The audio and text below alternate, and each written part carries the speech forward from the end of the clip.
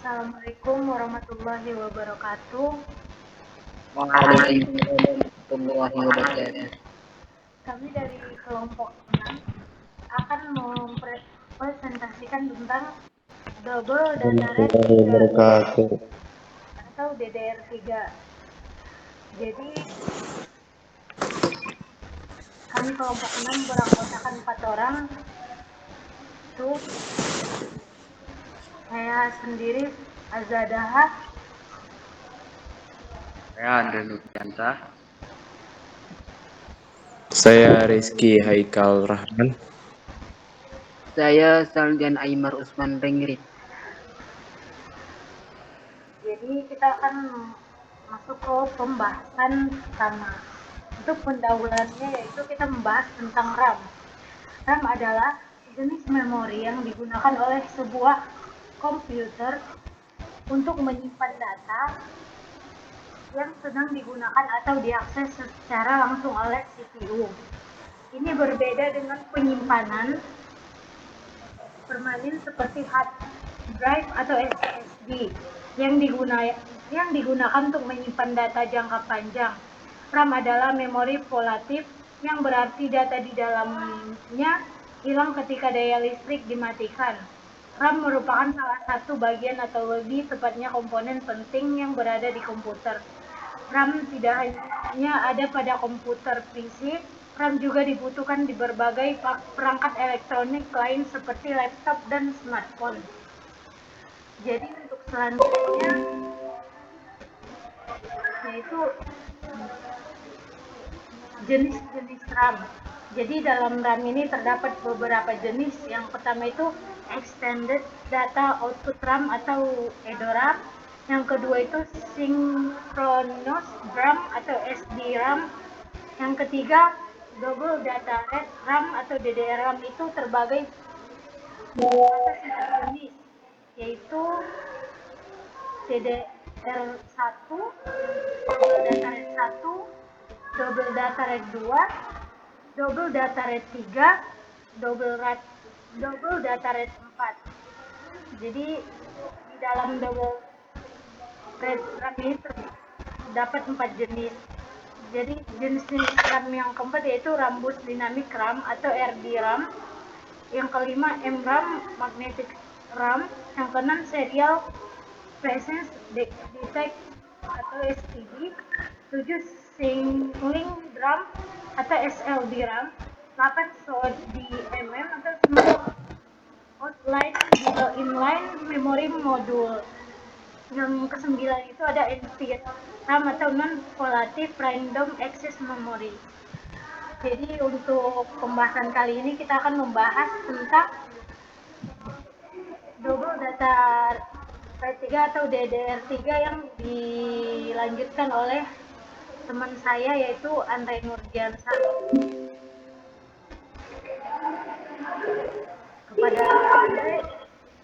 Saya di sini sangat membahas DDR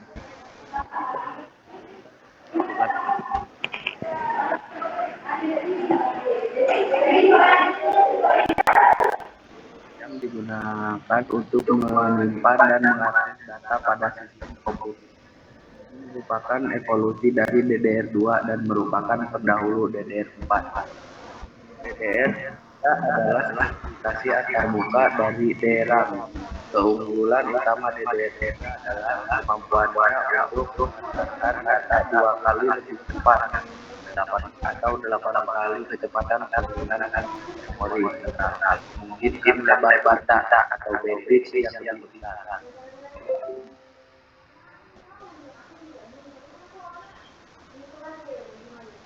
Poin-poin penting yang ada pada DDR3. Double data rate DDR3 menggunakan teknologi transfer data pada kedua sisi clock, memungkinkan efisiensi transfer data yang lebih baik. Poin kedua, kecepatan.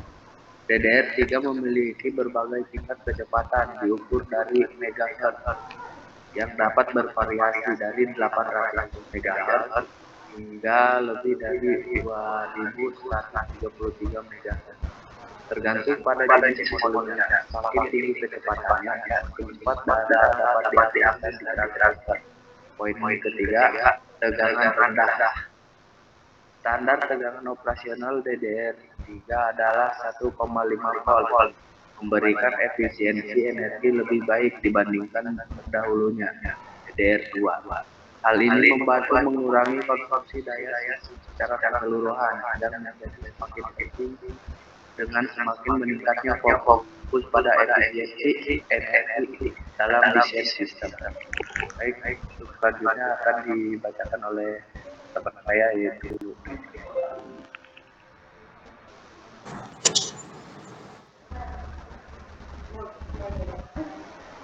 Latensi rendah. DDR3 memiliki latensi yang lebih rendah dibandingkan DDR2, yang berarti bahwa waktu yang diperlukan untuk mengakses dan mengambil data dalam memori menjadi lebih cepat. Ini dapat meningkatkan kinerja sistem secara keseluruhan, terutama dalam aplikasi yang memerlukan akses cepat ke data. Nah, kompatibilitas DDR3 memiliki kompatibilitas terbatas dengan DDR2, tetapi kebanyakan motherboard modern mendukung keduanya. Penggunaan DDR3 telah digunakan secara luas dalam berbagai aplikasi, termasuk komputer desktop, laptop, server, dan bahkan perangkat elektronik konsumen seperti kamera digital dan ponsel cerdas. Meskipun sekarang sudah banyak yang beralih ke DDR4 atau DDR3, masih dapat ditemukan dalam banyak sistem yang lebih lama.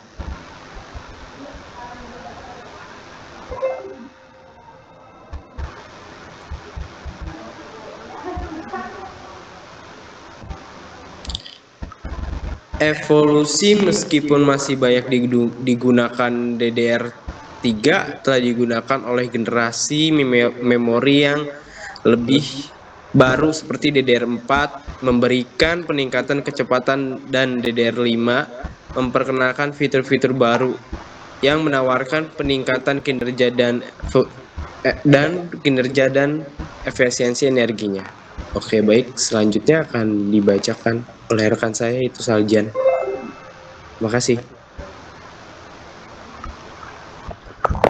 Oke, di sini kesimpulannya adalah DDR3 telah memainkan peran penting dalam perkembangan teknologi memori komputer dan memberikan kontribusi pada kinerja sistem secara keseluruhan. Meskipun sudah mulai digantikan oleh generasi-generasi memori yang lebih baru, DDR3 tetap menjadi yang solid untuk sistem-sistem yang masih menggunakan standar ini. Meskipun sudah lebih tua, DDR3 masih relevan untuk beberapa sistem, terutama yang memerlukan solusi memori yang lebih terjangkau atau pada sistem yang masih berfungsi dengan baik dengan teknologi ini. Oke, baik. Terima kasih. Jadi pada kesimpulannya itu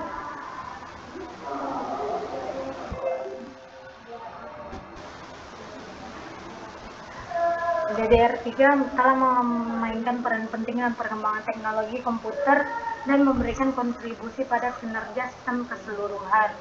Jadi dalam DDR3 ini akan digantikan oleh beberapa DDR3 masih relevan untuk beberapa sistem, tetapi akan terus berevolusi sesuai dengan zamannya masing-masing.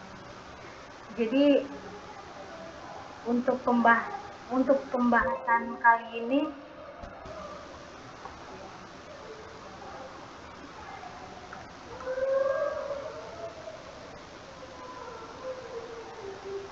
jadi cukup sekian pembahasan tentang DDR3 dari kelompok kami. Jika masih banyak kurangnya mohon dimaafkan. Assalamualaikum warahmatullahi wabarakatuh. Assalamualaikum warahmatullahi wabarakatuh.